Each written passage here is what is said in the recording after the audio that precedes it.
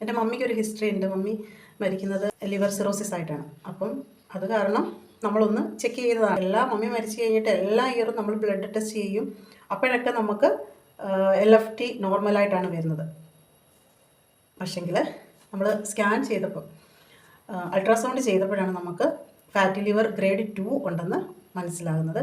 അങ്ങനെ ഡോക്ടറിൻ്റെ നിർദ്ദേശപ്രകാരം വണ്ണം കുറയ്ക്കുക എന്നുള്ളത് ഒരൊറ്റ ഓപ്ഷനേ ഉള്ളൂ.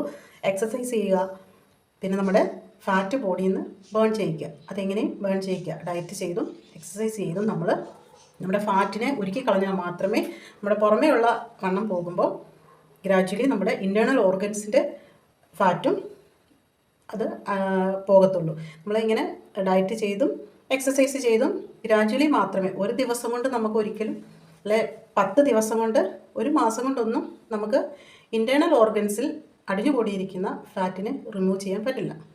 നമ്മൾ എക്സസൈസ് ചെയ്തും നമ്മുടെ ഡയറ്റ് ചെയ്തും പുറമേ ഉള്ള വണ്ണം കുറഞ്ഞ് നമ്മുടെ വയറൊക്കെ കുറഞ്ഞ് ആ ഒരു ലെവലിൽ